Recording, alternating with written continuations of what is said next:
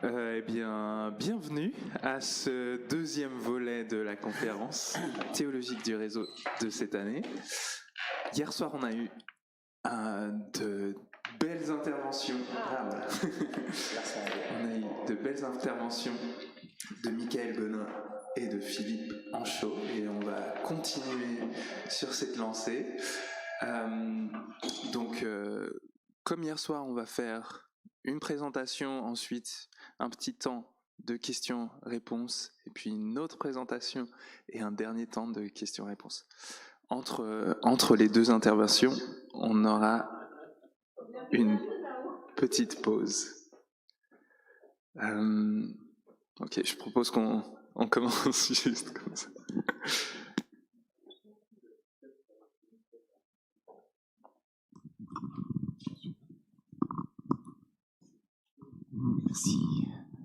Merci. Oui, j'espère que vous avez pu, hier soir, entrer dans le repos de Dieu et entrer ce matin, pour arriver ce matin dans la suite du temps de Dieu.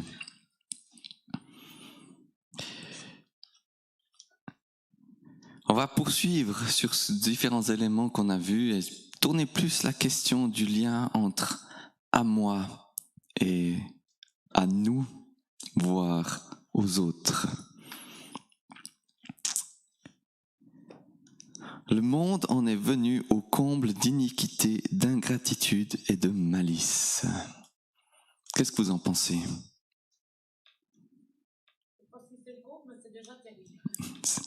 C'est terrible, ouais.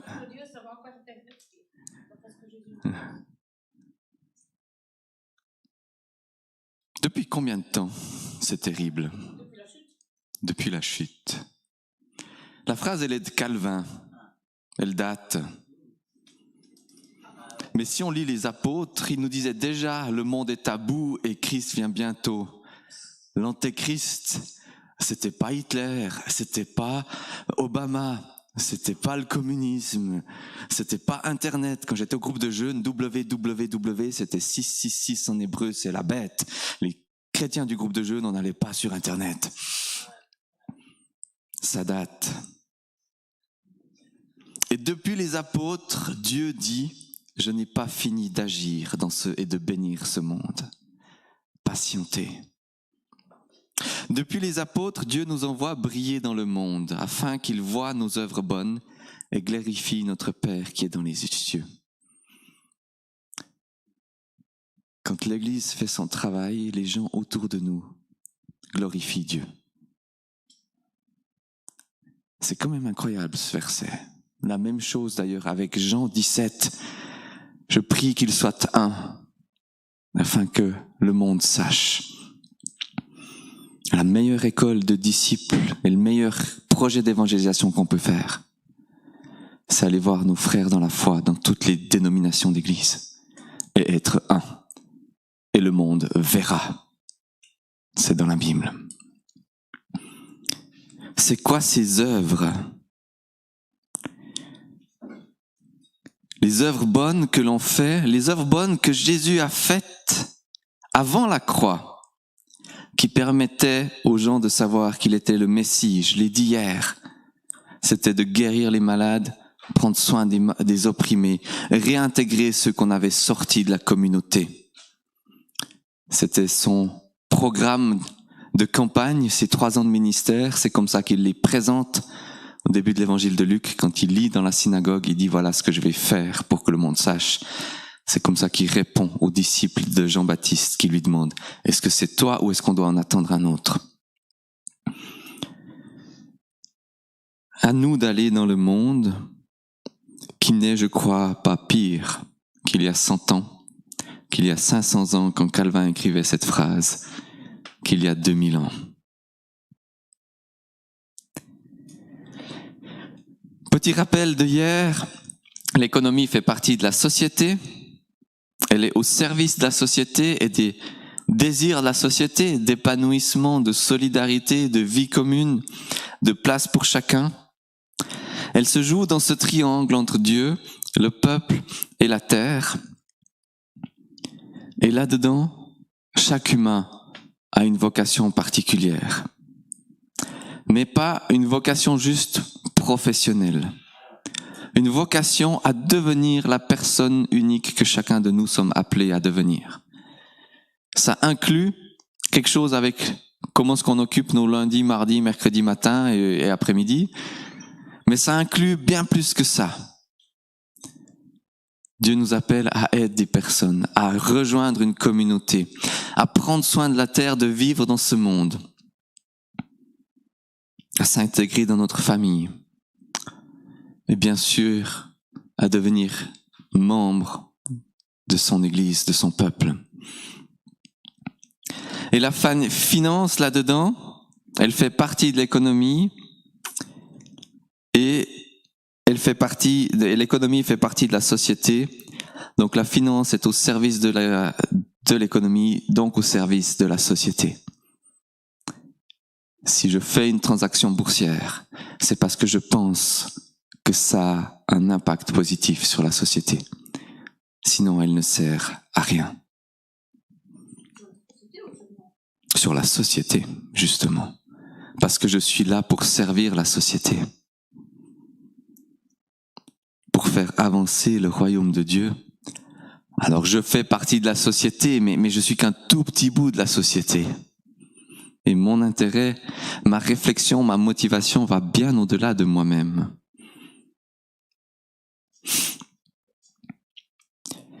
J'avais déjà donné hier une définition de la vocation, j'en prends d'autres plus anciennes ici. Calvin, nous savons que les hommes ont été créés et mis au monde afin qu'ils soient actifs dans toutes sortes de tâches et qu'aucun sacrifice ne plaît davantage à Dieu que lorsque chacun entre dans sa vocation et s'applique à la vivre de manière à ce que cela profite à la société commune des hommes.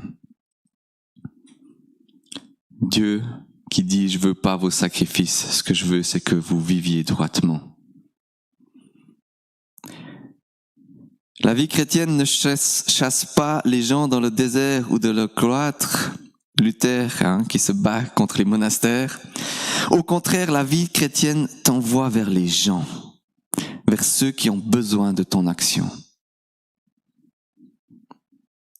L'enjeu, c'est pas de se dire comment est-ce que je peux revenir le plus vite possible dans mon église. On va pas dire que l'enjeu, c'est comment passer le moins de temps possible dans l'église pour retourner dans le monde, parce qu'il y a un équilibre à avoir entre les deux. Les deux ont leur place. Mais 6 jours sur 7, l'enjeu, c'est d'aller vers les gens dans le monde.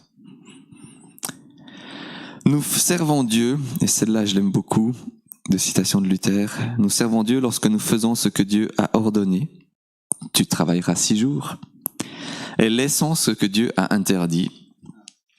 Et la terre pourrait être remplie de culte. Et je m'arrête là parce que le mot culte en allemand, c'est Gottesdienst. Et Dienst, c'est le service. Gott, c'est Dieu. La terre pourrait être remplie de service à Dieu. Et quand on prend ce sens-là du mot, ça se fait pas seulement à l'église, ça se fait à la maison, à la cuisine, à la cave, à l'atelier, dans les champs, chez les bourgeois et les paysans, si seulement nous nous laissons envoyer là-bas.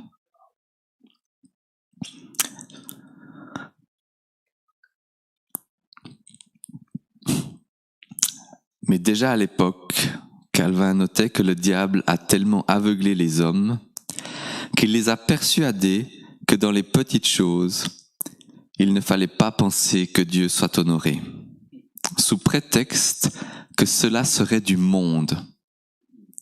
On vous a déjà dit, des membres d'église vous ont déjà dit, moi je suis pas dans le ministère, je suis dans le séculier.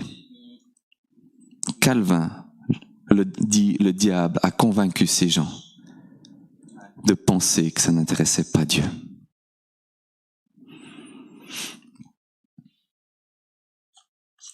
Quand un homme travaille, une femme fait son ménage, un serviteur s'acquitte de son devoir, je continue à citer Calvin, et les structures de société de l'époque, quand ces gens font ces choses, on pense que Dieu n'a pas d'intérêt à cela, et on dit que ce sont des affaires séculières. Calvin, XVIe siècle. Et il le dénonce justement. Non, vous êtes en train de remplir le sacerdoce sacré que Dieu vous a confié. Et du coup, et ça c'est les évêques américains, la sainteté n'est pas limitée au sanctuaire, au temple, à notre église ou à mes temps de prière. La sainteté, c'est un appel à orienter tout notre cœur et toute notre vie sur Dieu et les aligner sur la volonté de Dieu pour ce monde. Pour les laïcs, c'est-à-dire les gens qui ne sont pas prêtres, pasteurs, diacres ou que sais-je, ou missionnaires, donc pour la plupart d'entre nous, la sainteté s'acquiert et se vit au milieu du monde, dans la famille, la communauté, les amitiés, au travail, dans les loisirs et la vie citoyenne. L'entier de ma vie devient ministère, mission et lieu de vie spirituelle. L'entier de ma vie doit chercher le royaume de Dieu. Je meurs à moi-même, je délaisse mes richesses, mes projets de mariage, mes plans de carrière, mes petits loisirs que j'aime bien. Et je me dis, Seigneur, tu veux quoi de moi? Ma gestion du temps t'appartient. La gestion de mes relations t'appartient. Mon église t'appartient. Parce que je veux te servir toi et pas d'abord l'église que je rêve d'avoir. Ça peut vouloir dire que j'arrête de m'impliquer dans la louange et je deviens entraîneur de l'équipe de foot du village. J'étais dans une église au Canada, l'église payait le pasteur jeunesse à 100%, 50% comme pasteur et 50% comme coach de l'équipe de basket du quartier. C'est un service qu'elle voulait rendre à la communauté locale. Et je demande à l'église de prier pour moi, parce que j'ai besoin de l'aide de Dieu pour être un bon entraîneur. Et pour d'autres, c'est peut-être l'inverse. C'est justement renoncer à chercher l'église parfaite que je trouve pas et commencer à m'engager dans l'église qui est au bout de ma rue, avec ses joies et ses peines.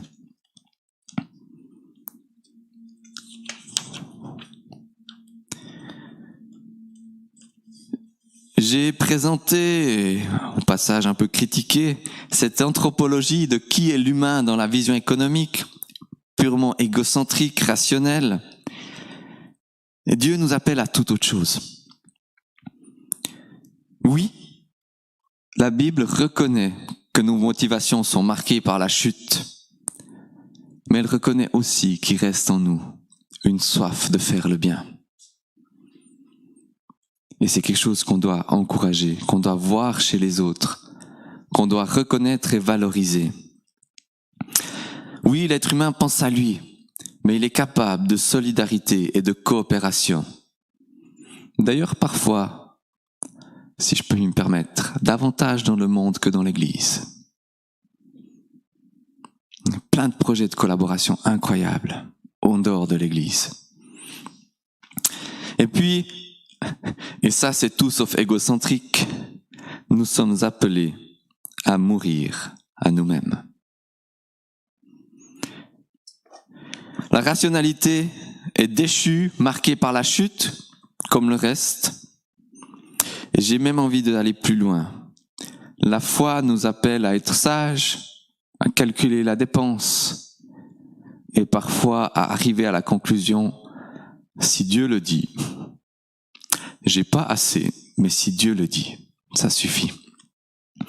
Mère Teresa recevait très souvent des demandes, des lettres, des téléphones de toutes les villes du monde en disant on a des pauvres, des sans-abri, est-ce que vous pourriez pas envoyer des sœurs ouvrir un dispensaire dans notre ville? Et puis les plus audacieux écrivaient on a reçu dans la prière que Dieu aimerait ouvrir un dispensaire dans notre ville, envoyez-nous 2 sœurs. Et Mère Teresa répondait, si ça vient de Dieu, les finances viendront. Donc dès que j'ai les finances, je vous envoie 2 sœurs. Ça faisait pas très souvent. Mais une fois, Mère Teresa s'est dit oui, c'est juste. Et elle a envoyé 2 sœurs, non pas dans la ville, parce qu'elle n'avait pas les sous. Elle les a envoyées à l'aéroport, prendre l'avion, sans billets, sans sous. Elles sont allées au guichet, elles ont dit voilà, on va dans cette ville. Et le guichet lui a donné 2 billets gratuitement. Quand c'est le temps de Dieu, c'est folie aux yeux des hommes. C'est tout. Donc cette rationalité, il faut qu'on ose un petit peu en sortir parfois.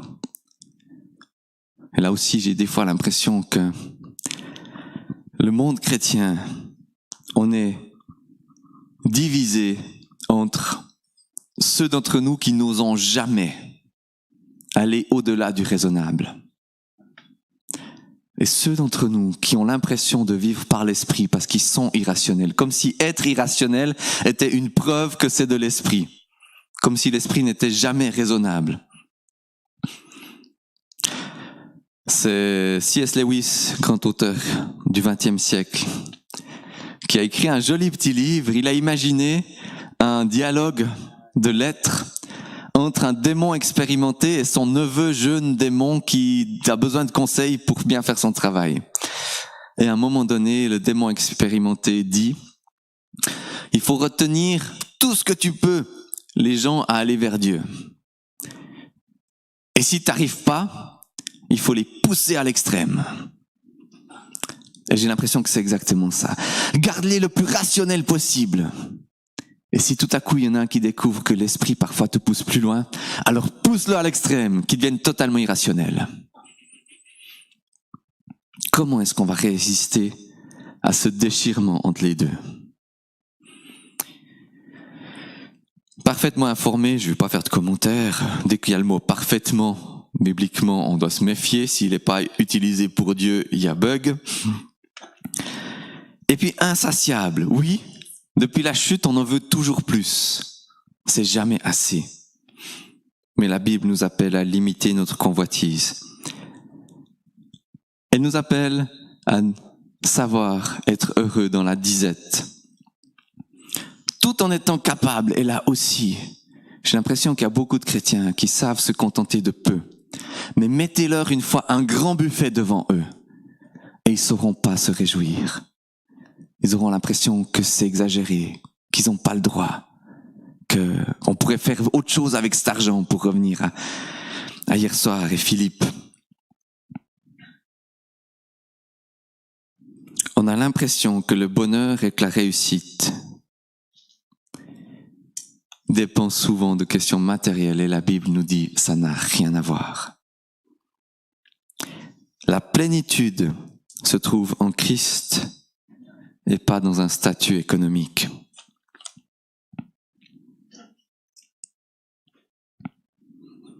Quelque part, pour l'instant, j'ai pas parlé beaucoup d'argent, en fait. Mais parce que je crois que si on pose pas ces fondements, on va pouvoir faire des belles théories sur l'argent. De nouveau, on aura des beaux modèles. Mais fondamentalement, la tête, c'est Christ. Et c'est à partir de là qu'on doit raisonner le reste. Sinon, soit on va se décourager parce que c'est beaucoup trop dur, le jeune homme riche, soit on va construire des belles théories qu'on dit légalistes. Il faut faire ci, il faut faire ça. Et on oubliera que l'enjeu, c'est pas de faire ci, l'enjeu, c'est de suivre Christ.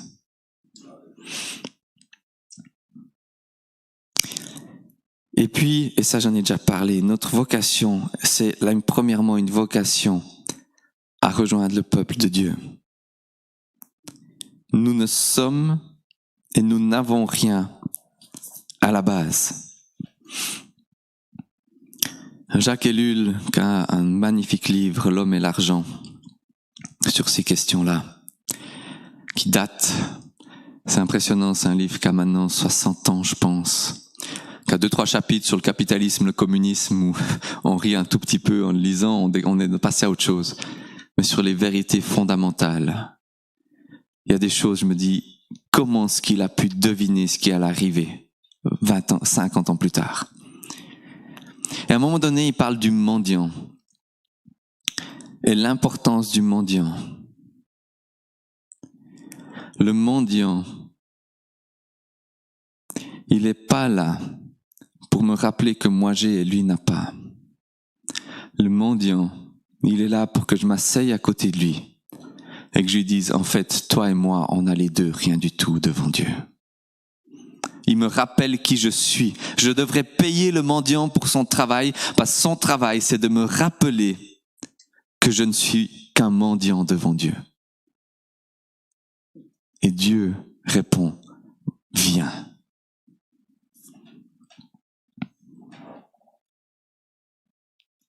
Si on revient au triangle, Dieu, peuple, terre, on voit cette communauté très forte, justement. Communauté, le peuple, sur un territoire, une région, la création de Dieu, et bien sûr, devant, à la suite de Dieu. Ça veut dire que il y a, à partir de là, l'obligation de pourvoir aux besoins des autres.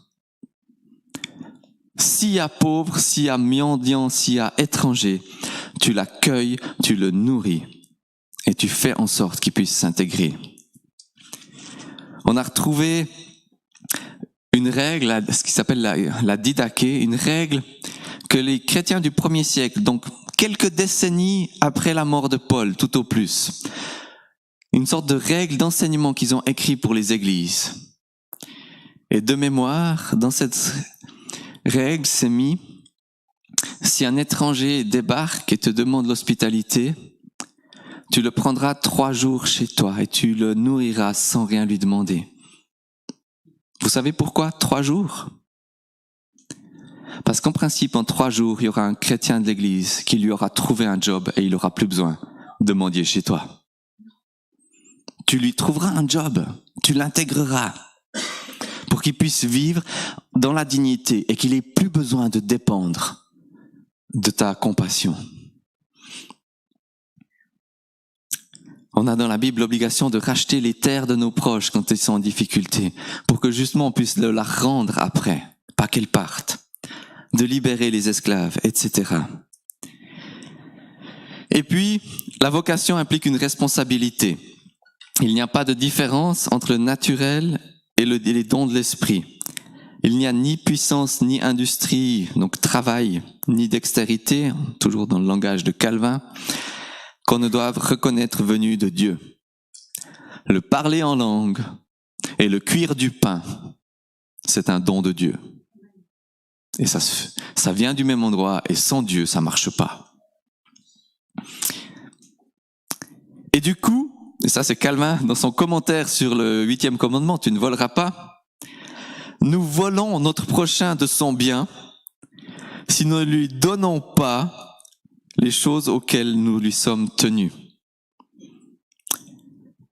Celui qui ne s'acquitte point envers les autres du devoir que porte sa vocation, par exemple lui payer un juste salaire, retient ce qui appartient à autrui.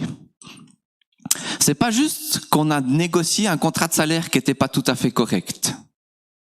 C'est qu'on est en train de voler quelque chose qui lui appartenait de droit, que Dieu voulait lui donner, et où moi je me suis dit 3008 à la place de 4000, ça doit la faire aussi.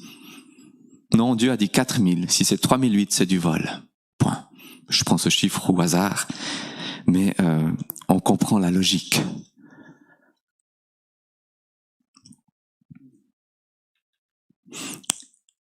Et cette responsabilité va loin.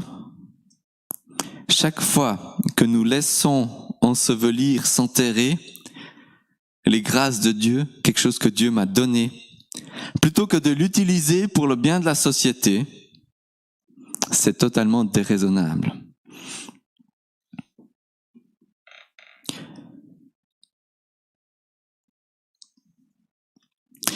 Et à partir de là, on peut commencer, je crois, à discuter de propriété privée. Avant ça, le débat aurait été justement un débat entre 2 opinions. Mais là, on a un point de référence. Maintenant, on sait à quoi sert la vie humaine et à quoi servent toutes les ressources qui nous sont données. Je sais où je vais. Vous vous rappelez hier soir, tant qu'on ne sait pas quel est le but de l'économie, on ne peut pas juger si elle fonctionne ou pas. Maintenant, on comprend que le but de l'économie, c'est de servir la société pour s'approcher comme on peut de ce règne de Dieu qui n'est pas du tout une théocratie, mais qui a un lieu où les chrétiens servent le monde pour refléter l'amour d'un Dieu qui sert le monde avec un cœur et des tripes et une tête. Dans ce contexte, la propriété privée est légitime, mais elle se pose souvent la question, est-ce que c'est à moi ou est-ce que je suis le gérant de ce que Dieu m'a donné? J'aurais envie de résoudre l'équation en disant, je suis un propriétaire qui a tout rendu à Dieu et qui maintenant gère ces choses que Dieu dit, merci de me les avoir données, prends-en soin. Elle est légitime sous condition. Là aussi, je remonte à Calvin, on pourrait remonter à Thomas d'Aquin, on pourrait remonter beaucoup plus loin. J'ai le droit d'avoir les choses à moi, seulement si je les utilise pour les autres.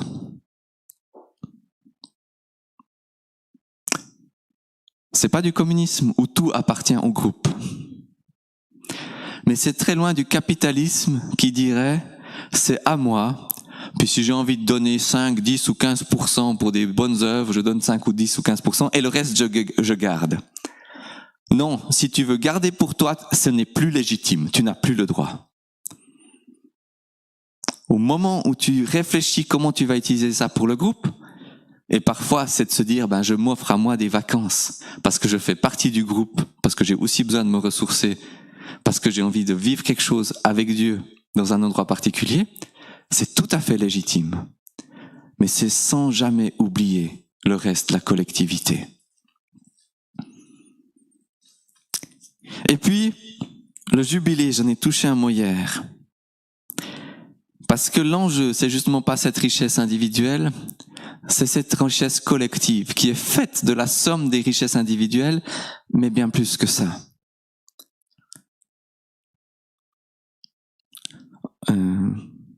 Monsieur Bieler, dont le prénom m'échappe, qui a écrit un gros commentaire sur la pensée économique et sociale de Calvin, arrive à la conclusion en se disant, en fait, la propriété matérielle, c'est l'exacte réplique de la vie spirituelle. D'un côté, c'est strictement individuel. Je ne peux pas me contenter de la foi de mon pasteur. Ma vie spirituelle, elle est à moi. Mais ma vie spirituelle tout seul, ça n'existe pas dans le christianisme. Parce que ma vie spirituelle avec Christ, je ne peux pas être chrétien hors du corps du Christ. C'est pas possible. La définition d'être chrétien, c'est d'entrer et d'être adopté dans la famille de Dieu. Et donc, l'autre, c'est mon frère. Point à la ligne. C'est tout. Donc, et la vie matérielle, on voit, va très vite aussi dans le Nouveau Testament, mais déjà dans l'Ancien aussi. Avoir cette double réalité. Elle est à moi. Mais moi, je suis à quelqu'un d'autre. Je suis à Dieu dans le corps du Christ.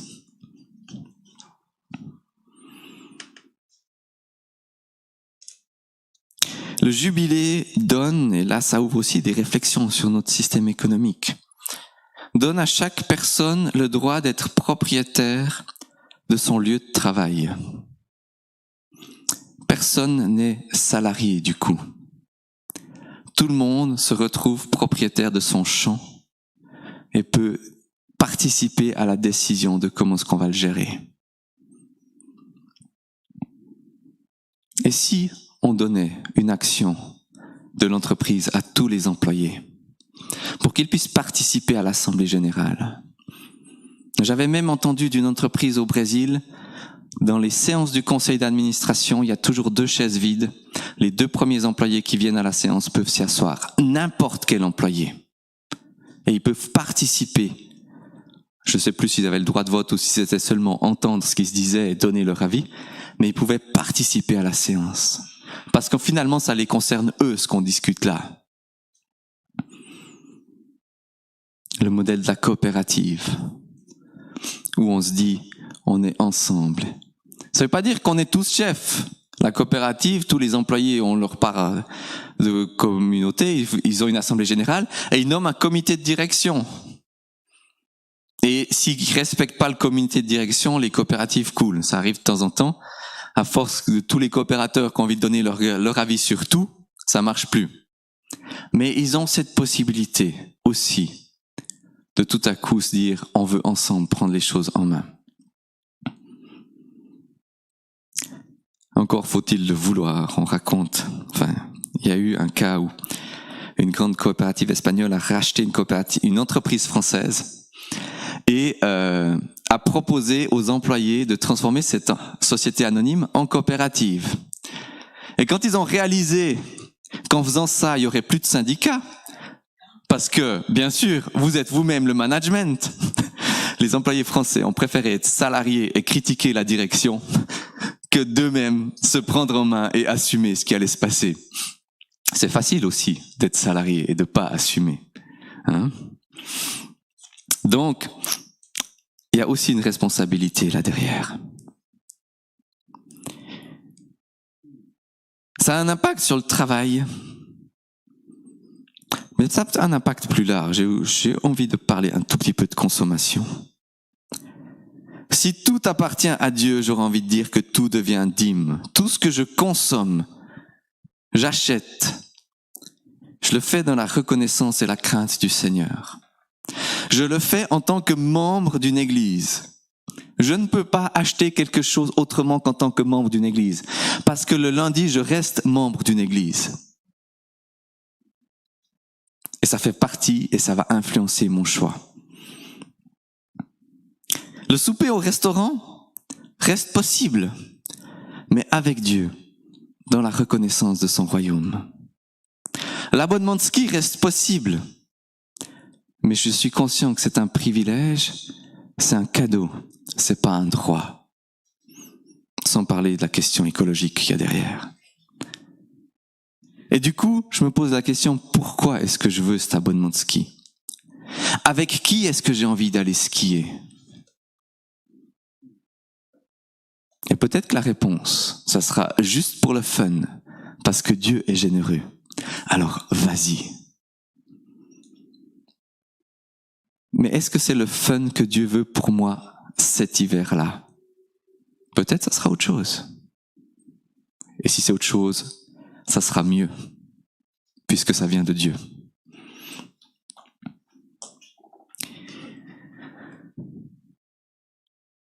Comment est-ce que je gère l'argent que je ne donne pas directement à l'Église?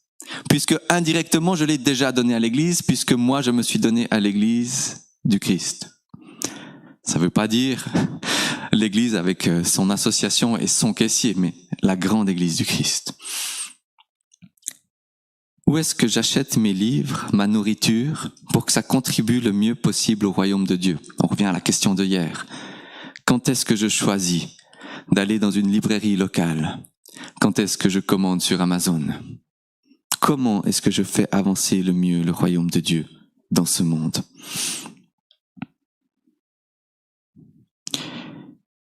Je crois que la notion de salaire est trompeuse, parce que la notion de salaire sous-entend que c'est mon salaire. C'est moi qui le reçois de mon patron.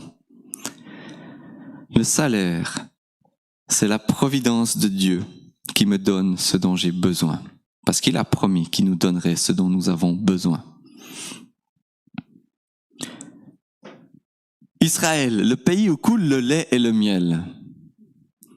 Comment est-ce que l'Israélite pouvait dire « c'est mon lait, c'est mon miel ».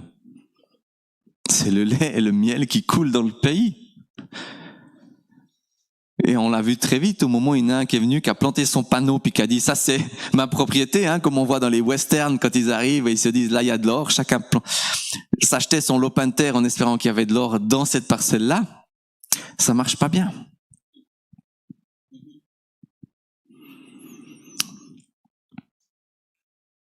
Ça veut dire qu'on doit apprendre à vivre dans la gratuité. Sans calcul, pas de donnant-donnant.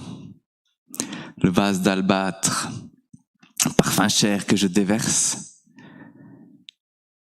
je le fais gratuitement. Au moment, je crois que tu l'avais mentionné, Philippe, au moment où je donne à l'Église en me disant la Bible dit qu'elle me rend au centuple, je ne suis pas en train de donner à l'Église, je suis en train d'investir avec un raisonnement du monde. Je donne gratuitement ou je ne donne pas parce que ce n'est plus un don. C'est un investissement comme on en fait à la bourse. La gratuité veut dire que d'un côté, je réponds à la vocation de Dieu. Il me dit, suis-moi, je le suis. J'abandonne mes filets de pêche et mes bateaux. Je ne sais pas ce que je vais manger demain. Mais s'il m'a dit de le suivre, je le suis. Et de l'autre côté, il me dit, fais-moi confiance pour demain. C'est deux questions toutes différentes. Ce que Dieu m'appelle à faire et comment est-ce qu'il veut me donner à manger. Très souvent, ça sera par le salaire de ce que je fais. Ça, c'est le choix de Dieu. C'est pas mon choix. Parfois, il me dit, suis-moi, et je le suis. Et puis l'argent viendra par ailleurs. Et pas seulement pour le pasteur ou le missionnaire. Un directeur de musée américain dans les années 90, d'un petit musée étatique, s'est retrouvé face à, comme tous les autres musées, il y a un moment donné, le gouvernement américain n'avait pas validé le budget pour l'année d'après. Et donc, tous les salaires ont été bloqués. Et tous les musées ont fermé. Et ce directeur chrétien, c'était pas un musée chrétien, mais ce directeur a dit, Dieu m'a appelé à être directeur de musée. C'est pas parce que le gouvernement ne me paye plus que je ne suis plus directeur de musée. Et il a gardé son musée ouvert, il a continué à faire son job. Parce que c'était l'appel que Dieu avait mis sur sa vie.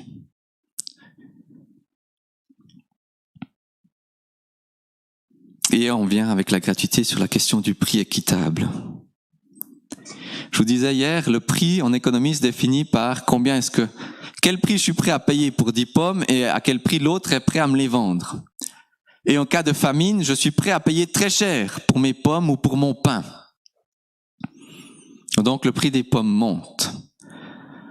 Thomas d'Aquin au XIIe siècle, Luther au XVIe siècle diront non. Si pour faire ton pain, ça t'a pas coûté plus cher qu'avant, il n'y a pas de raison que tu le vendes plus cher. Parce que l'autre est prêt à le payer plus. Si tu fais ça, et on revient sur avant, si tu fais ça, c'est du vol. Tu es en train de voler le pauvre de ce qui était à lui. Tu es censé lui vendre son pain, de manière à ce que toi tu puisses avoir ton salaire et en vivre, mais tu n'as pas besoin de le vendre plus cher.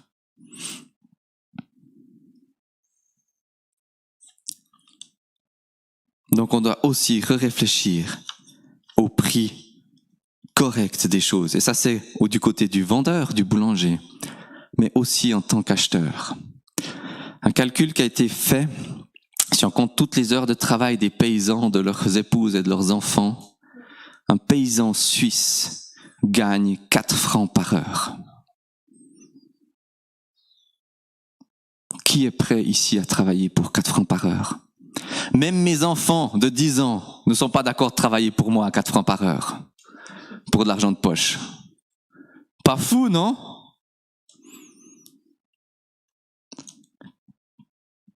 Comment est-ce que j'achète pour reconnaître que ce paysan a droit à un salaire décent?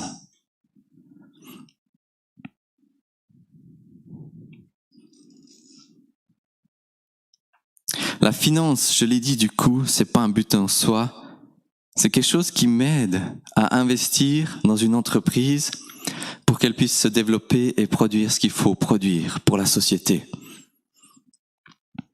Avec des avertissements clairs, et je l'ai dit hier aussi, malheur aux riches, ce n'est pas parce que vous êtes riche, mais c'est parce que votre statut de richesse, vous en profitez pour abuser du faible.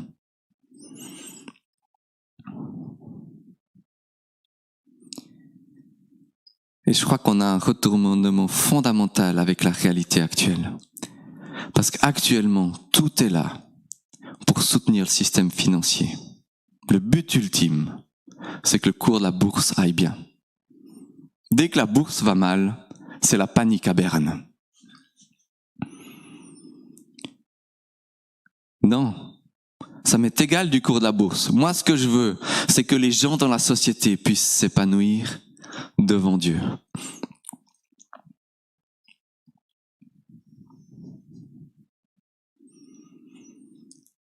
Le prêt aux pauvres est toujours un don. Pour Luther, entre donner ou prêter, il n'y a d'autre différence, il n'y a pas d'autre différence que celui qui donne ne reprend rien. Je t'ai donné, c'est à toi, je te reprends pas. Et celui qui prête reprend si on lui rend. Mais prend le risque que cela devienne un don. Le prêt économique, l'investissement, quand je prête à une entreprise, au meunier pour qu'il puisse acheter de nouvelles pierres pour son moulin, est un peu différent. Luther l'interdit encore, il n'y a pas de prêt à intérêt selon la Bible, d'après lui.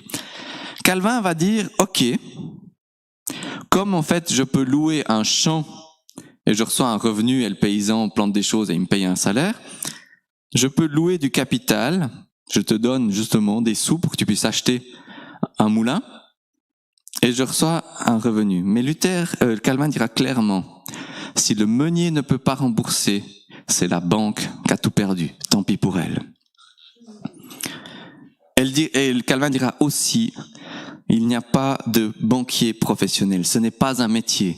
C'est moi qui ai mon argent et qui me dit, je vais aller voir le meunier que je connais et je lui prête de l'argent. Ça reste dans la relation. Ça passe pas par un système anonyme.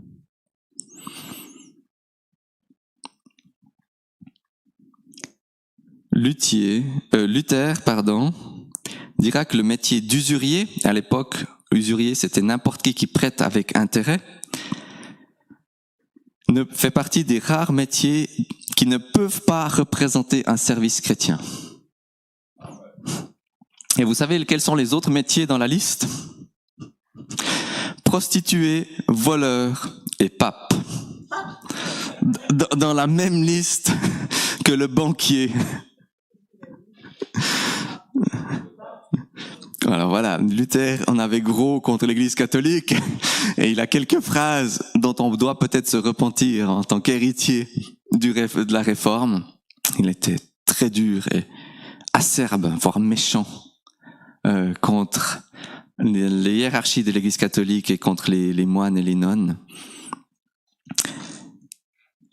On veut pas d'un système qui anonymise l'argent. Parce que justement, elle devient une puissance invisible à ce moment-là.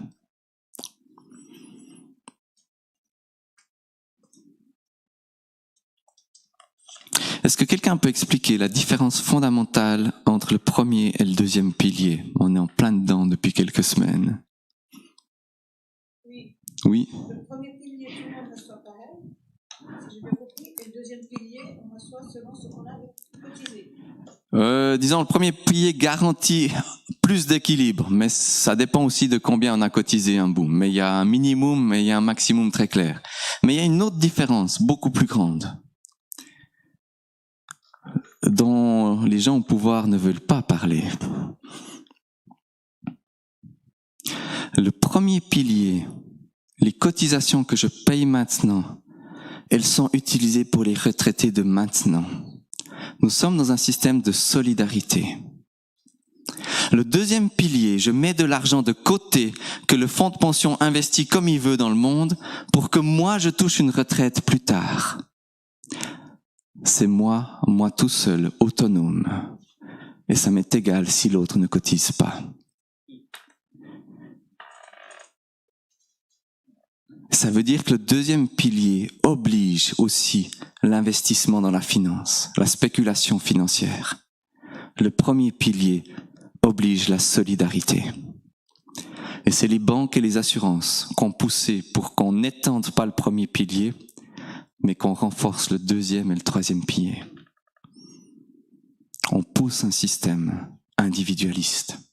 Et on pousse un système qui permet au monde de la finance de prendre encore plus d'emprise.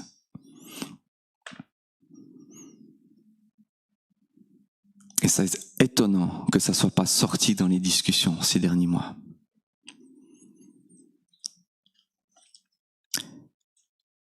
Le deuxième pilier pousse à la spéculation, je l'ai dit. Et ça, ça pousse aux crises financières, mais aussi aux crises alimentaires. Et là, de nouveau, la Suisse est une plaque tournante de la spéculation alimentaire.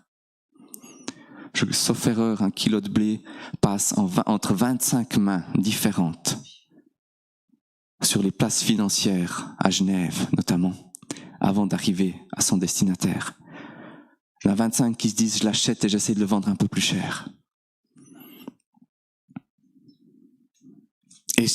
Mais de nouveau, déjà au temps de Calvin, il y avait des riches qui se sont dit « les années où on n'a pas produit assez, les gens ont faim, si j'attends 2 semaines de plus avant de les nourrir, ils sont prêts à payer plus cher. » C'est pas nouveau.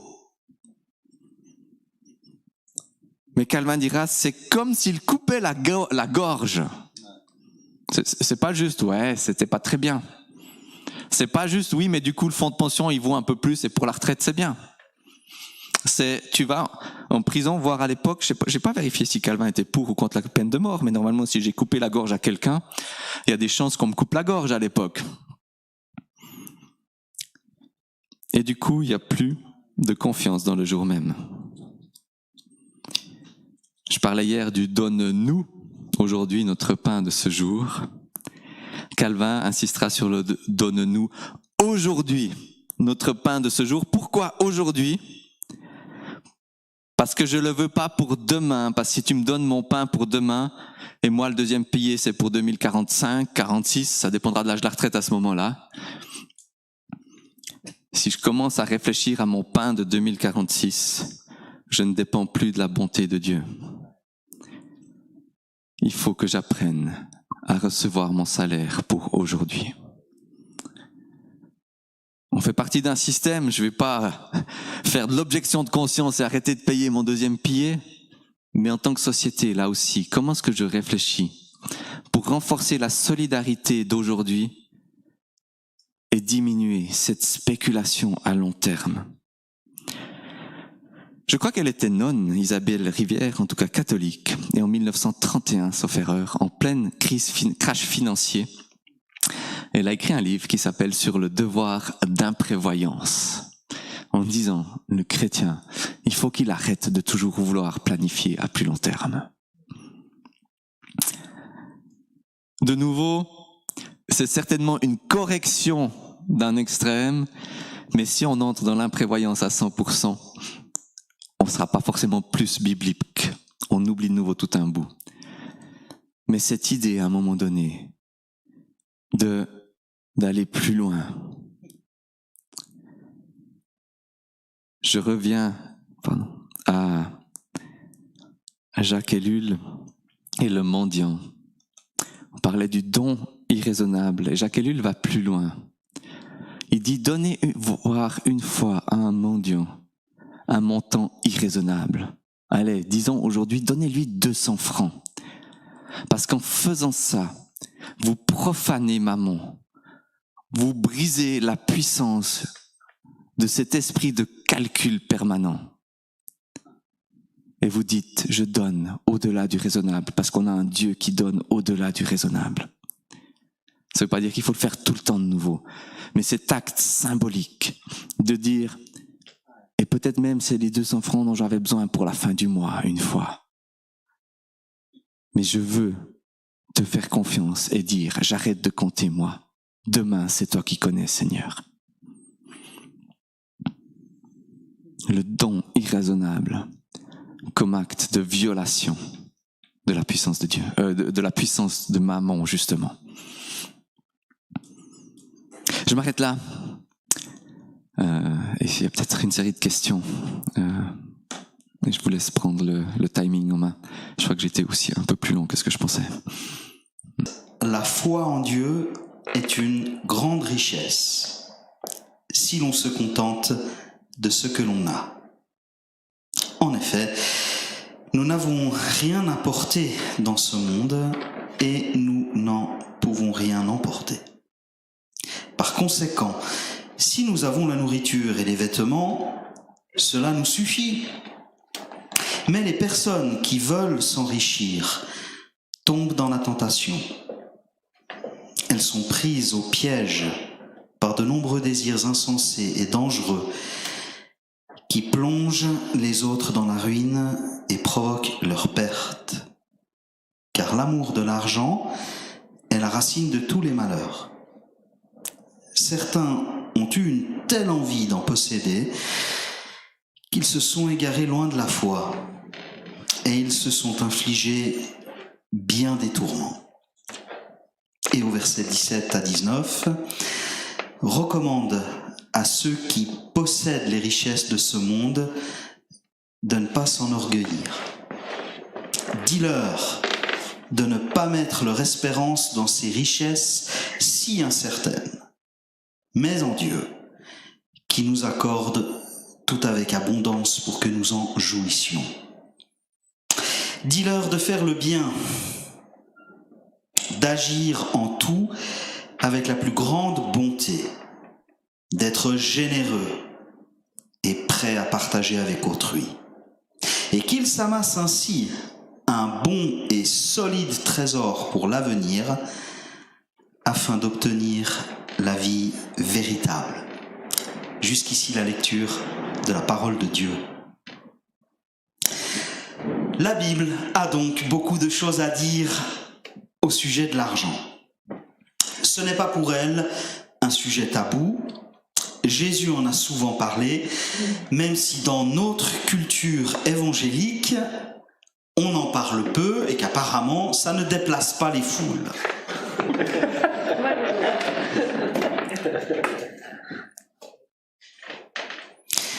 Pour conclure, et même et surtout si l'on reste en chemin, pour conclure pour ma part, je vous propose de réfléchir aux questions d'argent dans la vie de l'Église, notamment en nous demandant s'il pourrait y avoir ici ou là un modèle ou l'autre. Alors j'évoquerai dans un premier temps le système en vigueur dans l'Ancien Testament, puis j'aimerais jeter un œil sur la pratique du Nouveau Testament et conclure avec quelques observations concrètes, un ou deux mots de témoignage personnel aussi.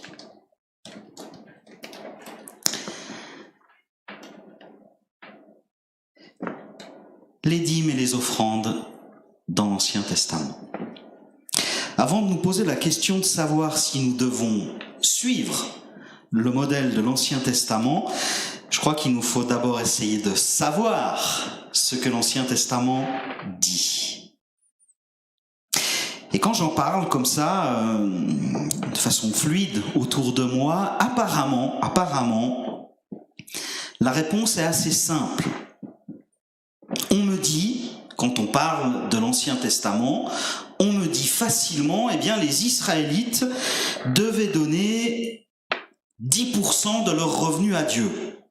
C'est ce qu'on appelle la dîme. Mais la réalité, quand on y regarde d'un peu plus près, et il faut regarder d'un peu plus près, la réalité est un chouïa plus compliquée que ça. Le premier exemple de la dîme, on le trouve avec Abraham, dans Genèse chapitre 14. Abraham qui donne à Melchisédek, prêtre du Dieu très haut. Il lui donne la dîme du butin pris à des rois qui avaient enlevé son neveu Lot. On est donc dans une pratique très ancienne, si ça remonte à Abraham. La loi de Moïse, elle précise que les Israélites devaient donner à Dieu 10% de leur récolte et de leurs troupeaux. Lévitique 27, 30 à 32. Ce dixième, cette dîme, elle était offerte aux Lévites en échange de leur service dans le tabernacle, puis dans le temple. Tous les 3 ans, une dîme supplémentaire était consacrée, elle, exclusivement aux Lévites, mais aussi, en même temps, aux immigrés, aux orphelins et aux veuves.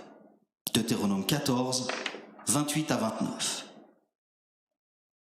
Ce qu'on peut déjà dire ici, c'est que la dîme n'était pas purement religieuse. Elle était aussi sociale, humanitaire et en tous les cas solidaire. 10%. Alors on va se demander jusqu'où va aller le décompte des récoltes. Comment on fait? Alors Jésus, il a une réponse à la Jésus, c'est-à-dire assez cash. Et puis si on dit que Jésus est le dernier mot de Dieu, avec Hébreux 1, ce que je maintiens, il faut entendre sa réponse traditionnelle, celle qu'il fait aux scribes de son temps.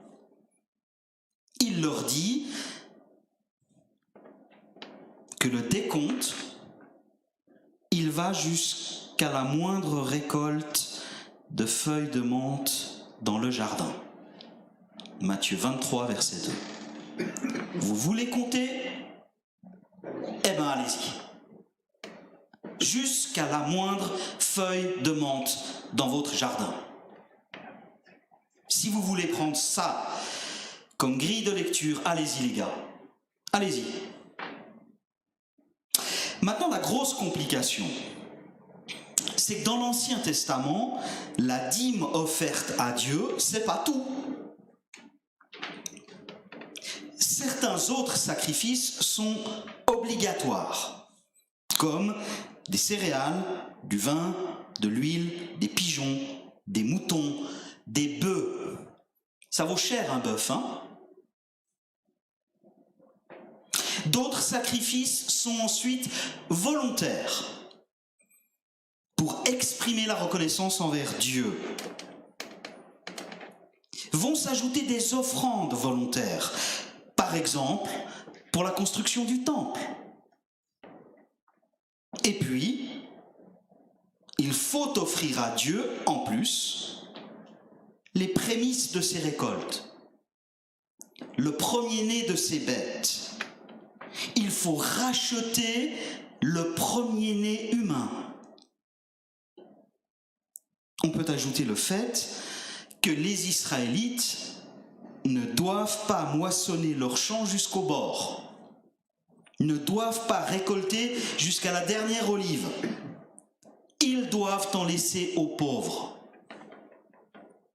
Si donc ce matin on dit que dans l'Ancien Testament, les Israélites donnent la dîme de leurs revenus, de tous leurs revenus, à Dieu, c'est vrai. C'est vrai. Mais dans les faits, ils donnent beaucoup plus.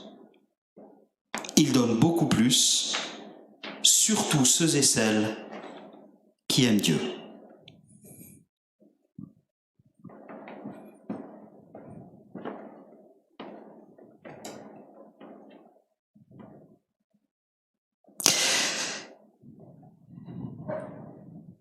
On va maintenant se poser la question de savoir si on peut prendre la dîme de l'Ancien Testament comme un modèle pour nous. Et je ne vais pas me cacher derrière mon petit doigt, donc je vais vous répondre non. Et je vais vous donner 3 raisons. Vous n'êtes pas obligé de partager, mais j'aimerais aller au bout de la réflexion. 3 raisons. La première, et on vient de le dire, c'est que la dîme était une règle de base qui pouvait être complétée par quantité d'autres dispositions. Une règle de base complétée par quantité d'autres dispositions. Si nous disions aujourd'hui les dîmes et les offrandes de l'Ancien Testament sont un modèle pour nous, nous serions peut-être un peu plus justes, mais la question de fond resterait posée. La deuxième raison qui devrait nous empêcher de prendre la dîme de l'Ancien Testament pour nous, c'est que les chrétiens ne sont pas soumis à la loi de Moïse. C'est tout le message de l'Épître aux Galates. C'est tout le message de l'Épître aux Romains. Là, les questions qui se posaient concernant la circoncision, le sabbat et les règles alimentaires. Dans l'Épître aux Hébreux, c'est surtout par rapport au sacrifice.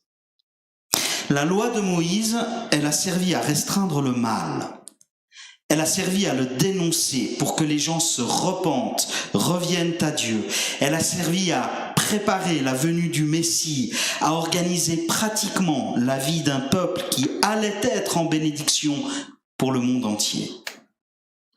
La loi enseigne que Dieu est saint et que le péché est grave.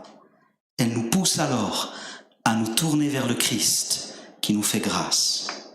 Mais maintenant, aujourd'hui, juifs et non-juifs sont sauvés par la grâce de Dieu, par la foi en la promesse qu'Abraham a reçue et à laquelle il a cru avant la circoncision, avant la loi.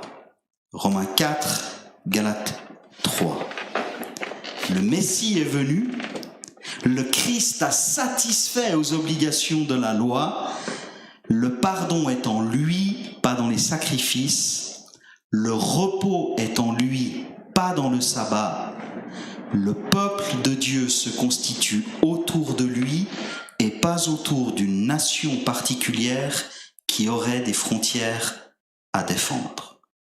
La loi trouve son aboutissement en Christ. Et donc, pour en profiter aujourd'hui, nous devons faire quelques transpositions. L'Épître aux Galates dit clairement qu'à partir du moment où on veut mettre en vigueur l'une ou l'autre disposition de la loi de Moïse, alors on est obligé de les suivre toutes. Galates 3, 10 à 12. Si tu veux en prendre une, tu dois les suivre toutes et ce ne sera pas suffisant. Vous prêchez la dîme ? Alors il faut que vous prêchiez le rachat des premiers-nés. Alors il faut que vous prêchiez l'offrande des prémices. Et tout le reste. On ne peut pas choisir. C'est tout ou rien. Est-ce que la dîme est un modèle ? Non. Parce qu'il y a bien plus que la dîme. Et non parce que nous ne vivons plus sous le régime de la loi, mais sous le régime de la grâce. Et troisième raison, pour moi la plus importante de tout, c'est parce que toute notre marche avec Dieu se fait à partir de motivations renouvelées et de la présence de l'Esprit en nous. La loi, elle peut nous inspirer. La loi, elle va nous inspirer. Mais ce qui compte, c'est l'attitude du cœur. C'est là tout le changement qui est opéré par la nouvelle alliance. Jérémie l'avait annoncé, Jésus l'a inauguré, un cœur nouveau, un changement intérieur. Vous avez des doutes ? Je propose de prendre la suite où nous pouvons parler quelques instants des modèles des églises du Nouveau Testament. Et on va d'abord se poser la question de savoir dans quel but les chrétiens que nous sommes sont invités à donner. Et il me semble en discerner trois principaux. D'abord, la solidarité matérielle. La solidarité matérielle, elle est très présente au début du livre des Actes. La solidarité matérielle, elle fait l'objet d'une grande collecte de fonds organisée à Corinthe, en Galatie, à Philippe, à Thessalonique et dans d'autres églises que l'apôtre Paul a fondées, en Corinthiens 16. C'est pour soutenir des chrétiens pauvres de la Judée, la solidarité matérielle ici. En 1 Timothée 5, la solidarité matérielle concerne des pauvres veuves sans ressources. À ce sujet, il me semble important de remarquer ici que les chrétiens sont d'abord invités à s'assumer eux-mêmes, puis à prendre soin des membres de leur famille. Les chrétiens, les chrétiennes ne sont pas des assistés, ce sont des assistants. S'ils ne prennent pas soin des membres de leur famille, ils sont pires que des infidèles. L'Église, donc, ne se substitue pas à la famille. Mais en l'absence de toute structure étatique, l'Église considère qu'elle aussi est une famille et que la solidarité joue dans la famille. Galates 6, verset 10. Pas en faveur de ceux qui ne veulent pas travailler, mais en faveur de ceux qui sont réellement dans le besoin. Dans Galates 6, verset 2, nous sommes invités à porter les fardeaux les uns des autres, ce qui met l'accent sur la solidarité. Puis Galates 6, verset 5 dit que chacun portera sa propre charge, ce qui met l'accent sur la responsabilité personnelle. Solidarité, responsabilité personnelle. Devant un besoin réel, l'Église, les chrétiens sont invités à la générosité. Premier but des offrandes dans le Nouveau Testament, la solidarité matérielle. Un deuxième domaine qui nécessite que les chrétiens participent financièrement, c'est le soutien de ceux qui leur enseignent la parole de Dieu. Le salaire du pasteur, si vous voulez. Et je sais bien que certains soi-disant pasteurs en abusent. Je sais bien. Je sais aussi que dans certains milieux, ceux dont je viens, on n'a pas trop l'habitude d'avoir un pasteur rémunéré. Soit parce qu'il n'y a pas de pasteur rémunéré, soit parce que le pasteur tient un restaurant, ou est prof, ou chauffeur de taxi, et c'est son droit. Et on a toujours le droit de ne pas user de ses droits. Mais la règle de base, selon 1 Timothée, c'est que l'ouvrier mérite son salaire. 1 Timothée 5, versets 17 à 18. Ou selon 1 Corinthiens 9, ceux qui annoncent l'évangile doivent pouvoir vivre de l'évangile.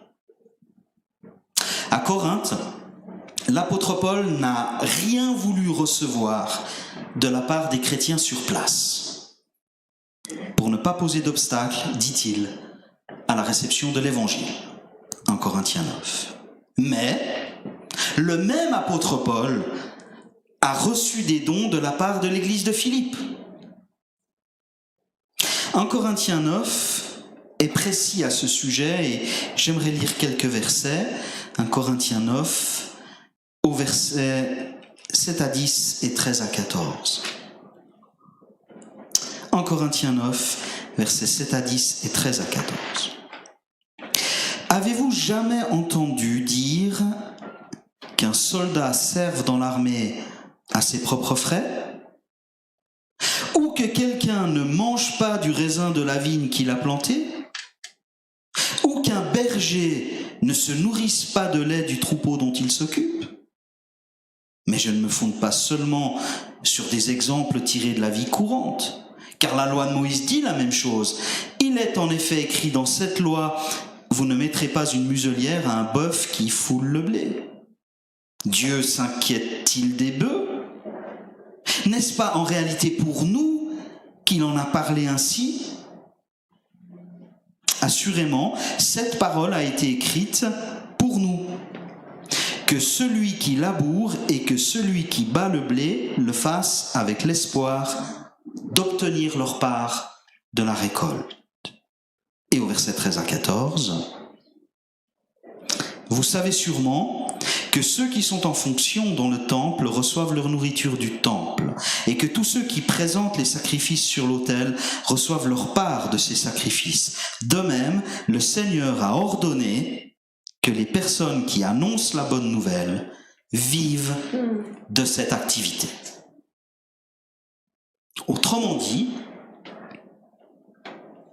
le serviteur de Dieu a le droit d'être rémunéré pour son travail. Paul dit, ici, dans le texte que nous avons lu, que cet usage est conforme à la vie réelle, que ce soit dans l'armée, dans la viticulture ou dans l'élevage. Il dit aussi que c'est conforme au texte de la Torah, texte qui montre d'abord la sollicitude de Dieu pour les animaux. Intéressant là, verset 9. Mais qui concerne surtout les humains. Paul dit qu'un avantage matériel n'est pas grand-chose par rapport au service spirituel qui est rendu, parce que les officiants du temple reçoivent leur part des offrandes. De son côté, Jésus a enseigné que ceux qui annoncent l'évangile doivent pouvoir vivre de l'évangile. Comme Jésus qui a été soutenu financièrement par certains, ses amis. Il est normal, comme Jésus, que les responsables d'église aient de quoi vivre par leur ministère. Mais bien sûr, pas dans l'extravagance, et surtout pas comme une preuve de leur succès spirituel. Le serviteur n'est pas plus grand que son maître, a dit Jésus. Et le succès spirituel de Jésus, c'était la croix. Alors peut-être vous entendez les discours de certains aujourd'hui. Un serviteur de Dieu, s'il est béni, il va être riche. S'il n'est pas riche, c'est qu'il n'est pas béni. Et pour qu'eux-mêmes soient bénis, il faudrait que les malheureux chrétiens si naïfs donnent généreusement à ces faux apôtres qui roulent sur l'or. L'ouvrier mérite son salaire, mais dans la simplicité.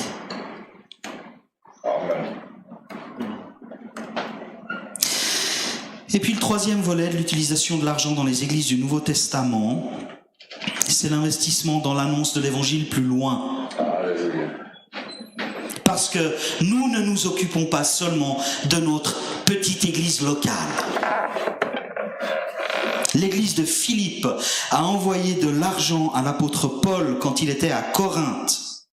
Et c'est ce qui lui a permis d'arrêter de fabriquer des tentes et de se donner entièrement à son ministère apostolique. Philippiens 4, versets 10 à 20. Plus tard, l'apôtre Paul écrit aux chrétiens de Rome en les invitant à le soutenir dans une mission d'évangélisation en Espagne. Romains 15. Nous ne partons pas tous dans le monde entier. Mais nos prières vont partout et notre argent aussi d'une certaine manière. Dans nos églises, nous soutenons d'une manière ou d'une autre, j'espère, la mission. Et nous contribuons même modestement à la formation de futurs pasteurs, missionnaires, évangélistes. On peut soutenir la HET Pro, Startup Ministries, l'Institut biblique de Genève, la faculté de Vaux-sur-Seine ou d'Aix-en-Provence. Modestement, mais faisons notre part. Je vais plus loin maintenant en abordant la question de la motivation de ces dons pour la solidarité, pour le salaire du pasteur, pour la mission, pour la formation au loin, ou encore pour l'organisation pratique de la vie de l'Église. Pour cela, le Nouveau Testament n'enseigne pas la dîme. Jamais. Ça aurait été facile de le faire. Il aurait été facile de valoriser un système connu. Mais le Nouveau Testament, qui est le dernier mot de Dieu en Jésus, ne le fait jamais. Les lettres aux Corinthiens montrent que Paul encourage les chrétiens et les chrétiennes à une générosité librement consentie, sans parler de dîmes. Chacun, dit-il, doit donner en fonction de ses moyens et en fonction de ce qu'il a résolu en son cœur. 2 Corinthiens 8, verset 12, 2 Corinthiens 9, verset 7. Si chacun donne selon ses moyens, je crois qu'on est en droit de parler d'une libéralité progressive, d'une offrande progressive. Elle va être symbolique pour des personnes démunies. Elle peut être à 10% comme point de départ, comme point de réflexion. Elle va être à 20, 30, 40% si les revenus sont importants, si les revenus permettent de vivre sans trop compter. Je connais personnellement un chef d'entreprise dans le Jura bernois qui donne plus de 80% de ses revenus et il a encore largement de quoi vivre parce qu'il peut le faire. Tous ne peuvent pas le faire, mais si on peut le faire, il faut le faire. Ce qui compte, c'est l'engagement du cœur, c'est la générosité, ce sont les fruits de l'esprit. On ne calcule pas minutieusement une dîme qui s'établirait sur le salaire brut, sur le salaire net, en incluant ou pas les allocations familiales, les retraites, les cadeaux de Noël. On ne se demande pas ce que l'on doit donner à Dieu et aux pauvres. On se demande ce qu'on peut donner. Et si jamais nous hésitons dans nos calculs, essayons de pencher du côté de la générosité. Zachée, dont on a parlé hier soir, c'était un homme riche. Et à sa conversion, il a donné, dit-il, la moitié de ses biens aux pauvres. Il lui restait donc l'autre moitié. Une pauvre veuve dont on a aussi parlé hier soir a donné 2 pièces, dit l'Évangile. Son nécessaire, dit le texte. Qui a donné le plus? Qui a donné le plus? La pauvre veuve. Il lui restait rien. C'est elle qui a donné le plus. L'apôtre Paul motivait les gens pour donner, et il motivait les gens pour donner de vive voix et dans ses lettres. Et je crois que nous avons la liberté de le faire aujourd'hui dans nos églises. C'est la gloire de Dieu qui est en jeu, c'est l'annonce de l'évangile qui est en jeu, c'est la croissance de l'église et son rayonnement qui sont en jeu. Et si on dit pourquoi les chrétiens sont invités à donner, alors je crois que la motivation vient. Pourquoi est-ce que nous agrandissons des locaux? Pourquoi est-ce que nous embellissons nos églises? Pourquoi est-ce que nous participons un tant soit peu à la mission? Pourquoi est-ce que nous participons à une formation? Pourquoi est-ce que nous sponsorisons un ou une jeune étudiante? Mais parce que les êtres humains ont besoin de lieux pour vivre. Parce qu'une église a besoin d'un lieu pour vivre. Parce que le monde a besoin de voir dans le concret, dans les gens, dans les murs, dans les chaises et dans les grandes orientations, que la foi est réelle. Alléluia. Et la foi, elle est réelle parce qu'elle est matérielle aussi. Le concret, la cohérence et l'investissement. L'église locale est un corps dont je fais partie. J'en suis l'un des organes, l'un des membres, un petit doigt peut-être, ou une oreille, ou une corde vocale. Mais j'en fais partie. Je porte cette église avec mes frères et mes sœurs. Et selon mes possibilités, parce que j'aime cette église, je participe à ses projets et à ses défis. Et c'est pour ça que je la soutiens financièrement.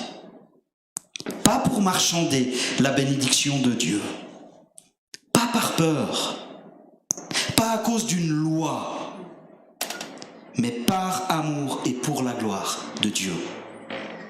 Avant de nous poser la question de l'argent dans l'Église, il faut nous poser la question de la vision que nous avons de l'Église. C'est les fondamentaux que Michael a posés. Avant de prendre un texte ou l'autre et de l'opposer à un autre texte, il faut nous poser la question de notre vision de Dieu et de notre vision de l'Église à laquelle nous appartenons.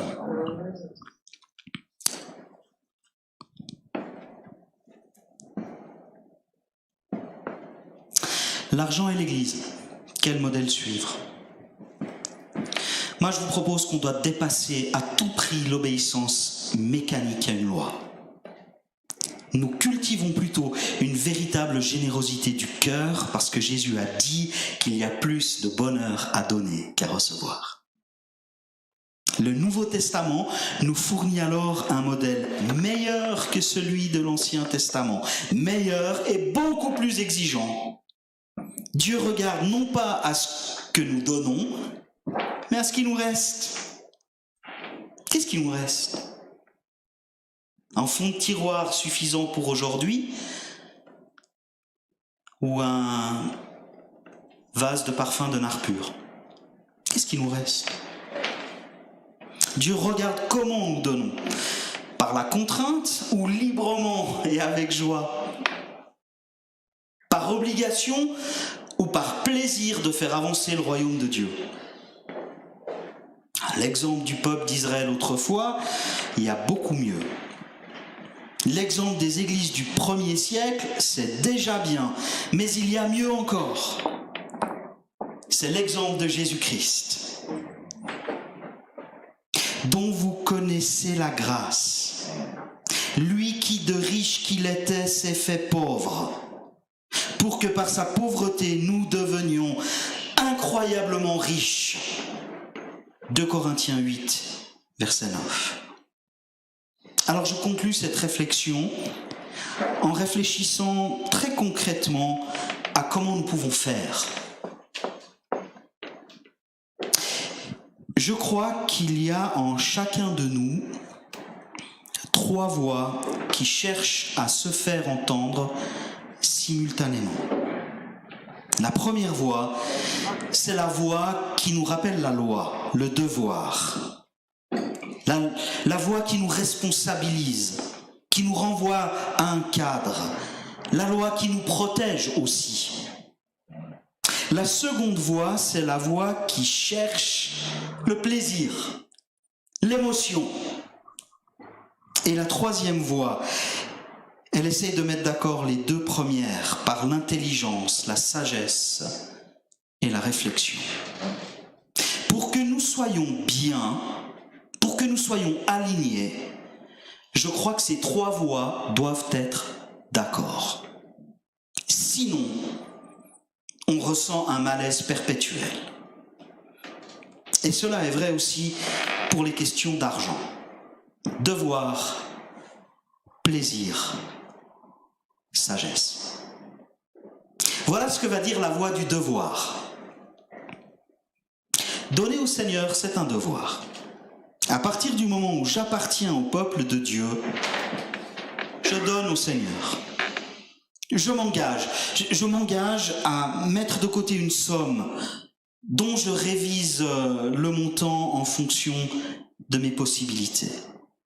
Et quand je reçois mon salaire, je tiens mon engagement. C'est mon honneur de participer à l'œuvre du Seigneur. Je sais que des personnes dépendent de mon offrande pour vivre. Des pasteurs, des missionnaires, des lieux de formation, des ONG chrétiennes, des étudiants, des stagiaires. Je sais que des projets dépendent de mon offrande pour voir le jour, pour durer, pour se développer. Je suis collectivement responsable de protéger cette œuvre et de m'y investir. C'est pourquoi je suis ponctuel et régulier. Je veille aux projets en cours. Je suis scrupuleux, fidèle, droit. Je m'examine alors devant Dieu. Est-ce que moi, Bibi, j'ai de mauvaises priorités? Est-ce qu'il m'arrive d'avoir tendance à marchander avec Dieu? Est-ce que j'ai la tentation de vouloir contrôler l'usage de tous mes biens? Pourrais-je vouloir garder le maximum pour moi? Est-ce que je pense trop à moi?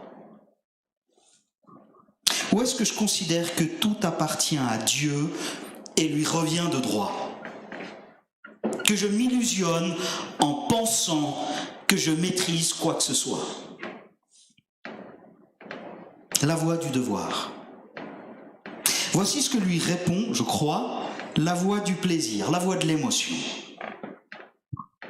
Eh bien, donner, c'est un plaisir. Quand on fait appel à moi, c'est plus fort que moi, mais je ne peux pas rester insensible aux besoins de l'œuvre de Dieu.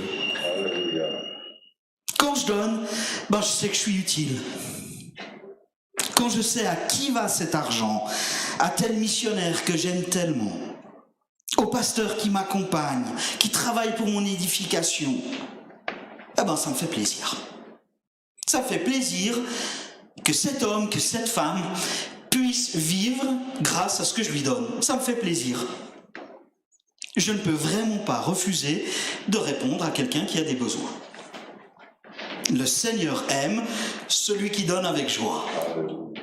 C'est une attitude généreuse qui ne calcule pas et qui ne regarde pas la loi.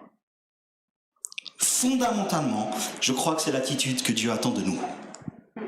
Celui qui donne est béni en retour par la joie, l'immense joie de voir prospérer l'œuvre du Seigneur.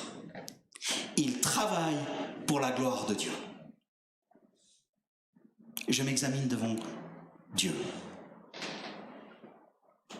Est-ce que je donne sans plaisir? Sous la pression? Est-ce que je me fais manipuler? Est-ce que j'ai tendance à donner de manière incontrôlée, irresponsable? Est-ce que je donne sans compter au détriment de ma famille? Vous savez, les personnes généreuses, elles peuvent facilement se laisser manipuler. C'est bien de donner, à condition de ne pas donner plus que ce que l'on a. Si vous ne travaillez pas, si vous êtes au chômage, si vous êtes mère célibataire, si vous êtes en pré-retraite ou en retraite avec une grosse diminution de revenus, si votre conjoint n'est pas chrétien, vous n'êtes peut-être pas libre de donner comme les autres. Et le Seigneur le sait. Et même si vous gagnez de l'argent, et que par hasard, vous êtes lourdement endetté, vous ne pouvez pas donner l'argent prévu pour vos remboursements et vous devez avoir prévu une limite à vos coups de cœur et à vos plaisirs. Avoir du cœur ne veut pas dire oublier sa tête. J'ai donc parlé des deux premières voies, celle du devoir et celle du plaisir. Mais heureusement, Dieu a prévu que nous ayons en nous la voie de la sagesse, du raisonnement. Une voie qui, à mon sens, va mettre tout le monde d'accord.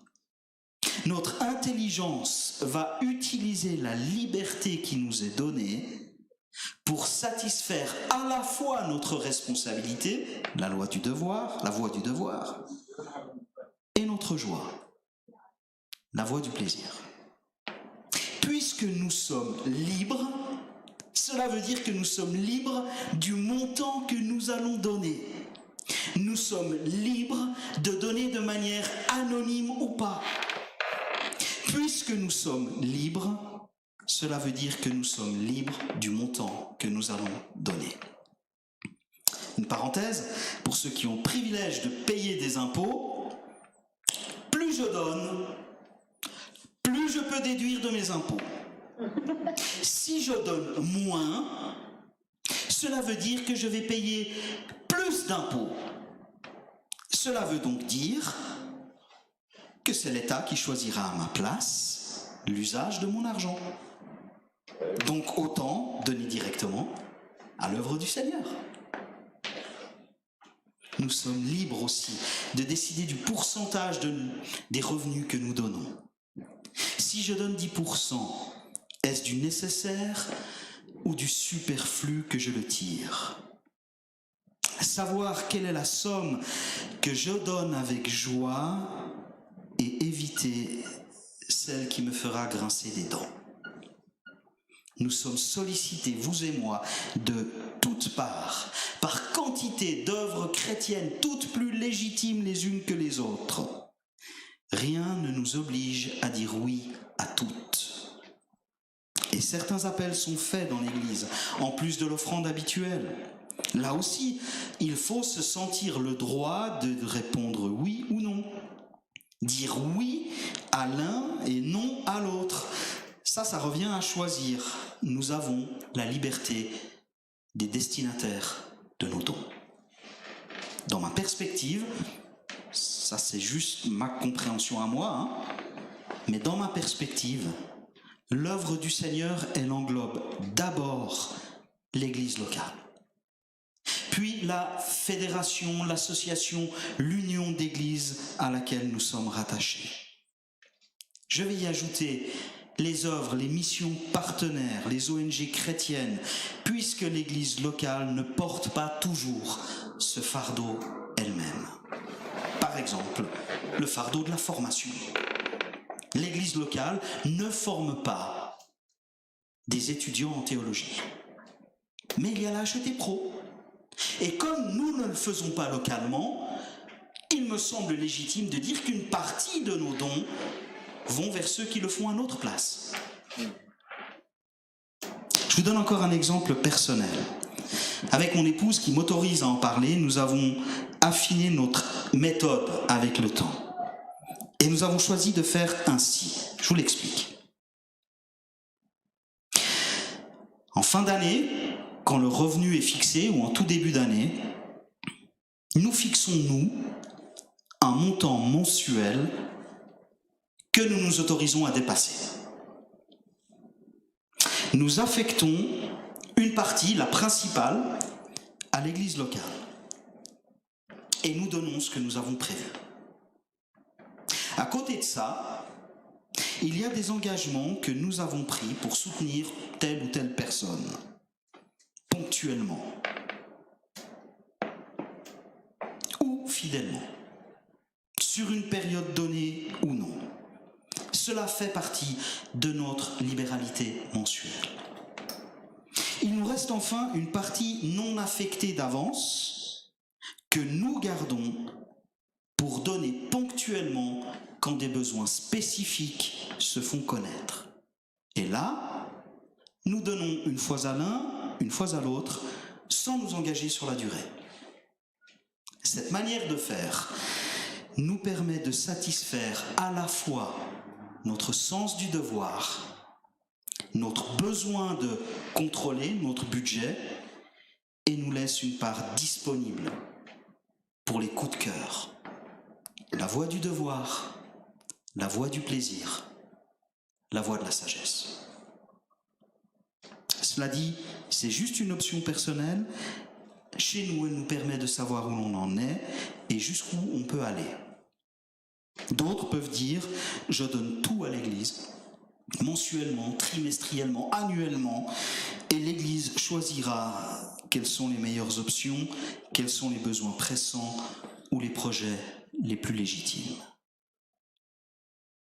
Il me semble à ce sujet que les dons pour le Seigneur doivent se discuter dans la collégialité. D'abord, dans le cercle de la famille, et à mon sens, en incluant le plus vite possible les enfants. Il est important de mettre les choses à plat, en particulier dans un couple, sans se cacher les choses, se mettre d'accord et tenir des engagements ensemble. C'est formidable de tenir des engagements ensemble. Toujours dans la collégialité, dans l'église locale. C'est ensemble qu'on discute d'un budget que nous le votons, que nous pouvons exprimer nos soucis, nos désaccords peut-être, et puis faire des choix finalement. Chez nous, le trésorier de notre Église explique régulièrement au conseil où nous en sommes sur le plan de la libéralité. Et croyez-moi qu'en conseil, nous nous interrogeons si nous n'atteignons pas la cible fixée en colloque. Pourquoi ? Pourquoi est-ce qu'on ne l'atteint pas ? Est-ce qu'il y a eu des départs, des décès, un défaut de communication ? Est-ce que c'est une période de vacances qui dure ? Y a-t-il une perte de vision spirituelle ? Est-ce qu'on s'est planté dans le budget ? Est-ce qu'il était trop ambitieux ? Puis qu'est-ce qu'on fait maintenant ? En tant que membre d'un conseil, nous devons avoir la foi que Dieu contrôle la situation, il règne. Que c'est le même esprit qui est à l'œuvre chez le donateur et chez celui qui reçoit. Le même esprit. Et faire confiance à Dieu pour que nos besoins soient couverts, tout en étant responsables. Responsables de la vie de l'Église, de ses joies, de ses projets, comme de ses difficultés. Et de la même manière, chacun, nous pouvons, je crois, nous examiner devant Dieu. Je conclus. On vient de survoler une question qui est à la fois vaste et complexe. Beaucoup de textes ont été évoqués sans toujours être lus. Mais je vous propose juste de prendre un moment de silence, de prière, vous appelez ça comme vous voulez, pour poursuivre la réflexion chez vous à la maison, possibilité de revoir les vidéos en ligne. Moi j'ai des notes complètes si ça intéresse. Mais je vous propose juste de garder cette question en mémoire. Où est-ce que j'en suis sur la question des offrandes ?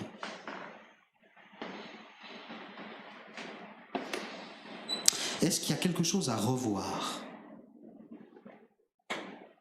Et si oui, quoi ? Comment est-ce que je peux être généreux ?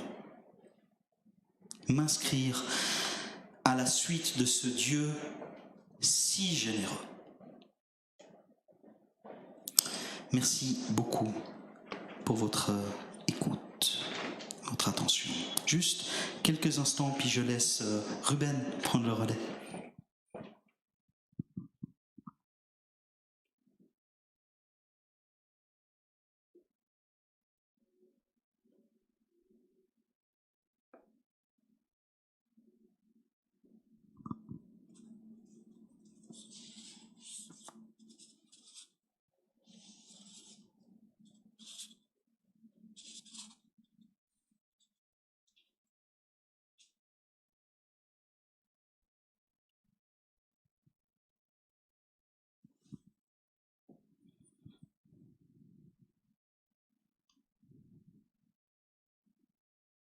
Cher Seigneur, j'aimerais te remercier pour mes frères et mes sœurs, pour le privilège de ces quelques heures passées ensemble.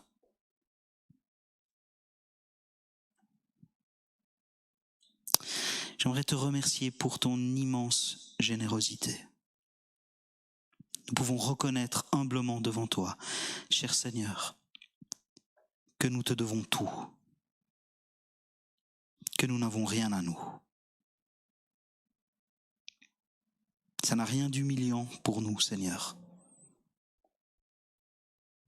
C'est tellement libérateur et sécurisant de savoir que nos vies sont en tes mains, que tu tiens le monde,